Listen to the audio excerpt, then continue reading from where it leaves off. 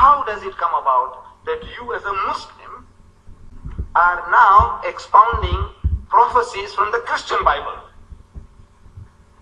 How did it come about?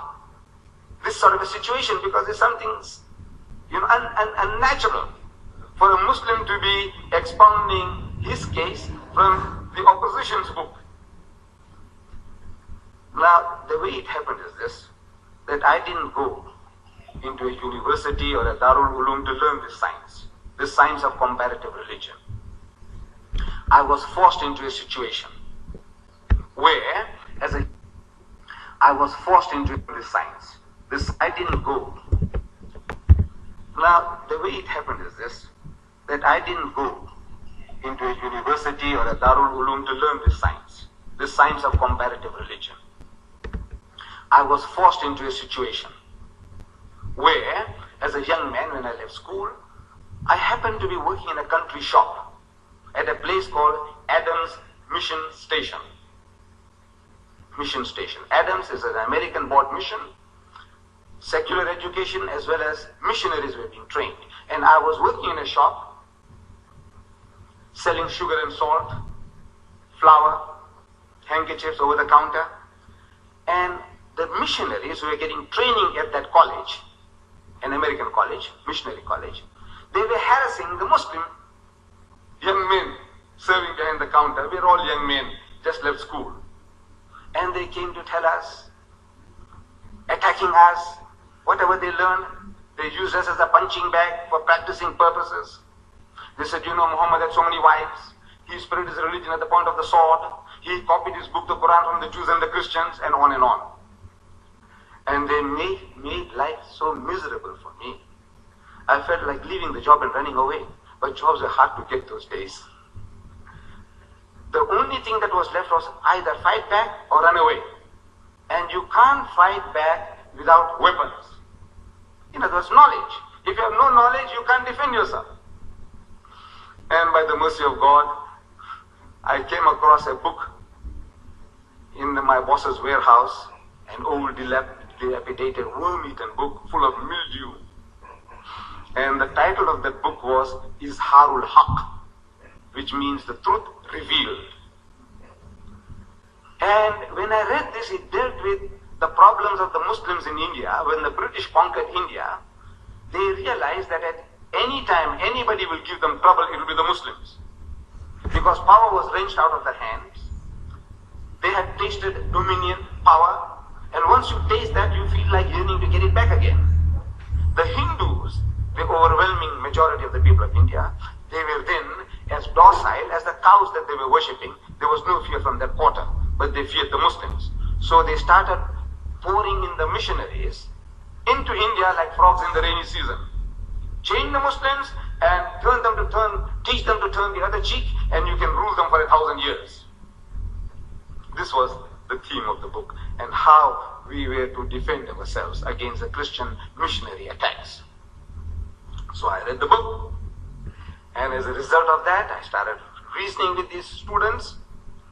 And when I went to Durban, it became a hobby with me, attending religious lectures on comparative religion, on biblical prophecies.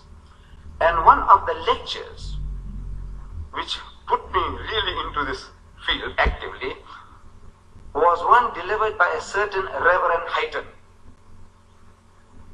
I didn't know at that time that this Reverend Hyton was a Seventh-day Adventist. He was dealing with biblical prophecies, prophecies from the Bible. And that evening that I was attending his lecture, he was expounding a prophecy from the book of Revelation. In the Christian Bible, the last book is called the book of Revelation. The Roman Catholics, they call it the Apocalypse. Apocalypse. There's some TV program, video program going on in America. Apocalypse now means Qiyamah, doomsday now. Atom bomb attack. Apocalypse, that is the title of the last book according to the Roman Catholics, and the Protestants, they call it Book of Revelation.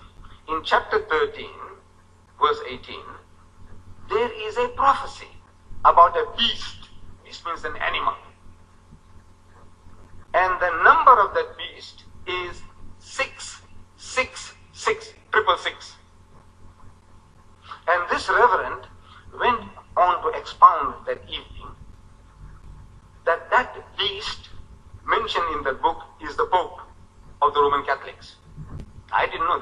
man was a Seventh-day Adventist.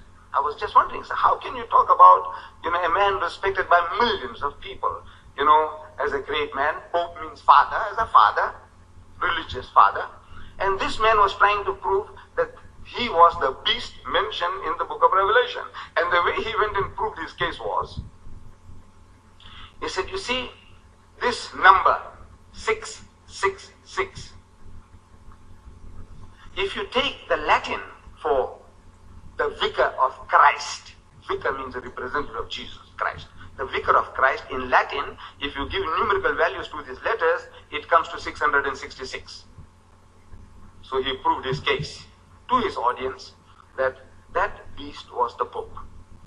The latest that the Christians have come out with is that they say that this beast is Dr. Kissinger. Now how does that come about? They're very ingenious. These missionaries are so ingenious, you marvel. How did they get wahi, ilham, or is the Holy Ghost coming and telling them what happened? How do they discover these things? So he says, you see now this beast, the number of the beast is 666. So we must now give numerical values to our alphabet. A, B, C, D, E, F, G, H, I, J, K. You give them numerical values A, 6. B, 12. C, come on, 18. D, 24. Can you see? E, 30, and so on. You grade them by sixes, every letter of the alphabet, and you write it is Dr. Kissinger, and so on. But now look, it is not for us to enter in this type of controversies. It's not for us. Keep out of it. I'm just trying to show you how ingenious the Christians are in trying to prove their cases. But I heard other lectures and I read literature on the subject of biblical prophecies.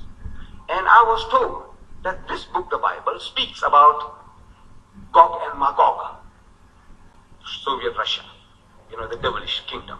It speaks about Israel coming into being. It speaks about the Pope. I said, it speaks about so many things. Then what does this book say about Muhammad? Now that crept up in my mind, and that question, I kept on starting asking people questions. I said, look, the learned man of Christianity, what does the Bible say about Muhammad? If it speaks about Israel, speaks about Russia, speaks about the Pope, surely this book must have something to say about Muhammad. A man who made it possible at that time, it's 1,000 million Muslims today, but at that time we were 700 million.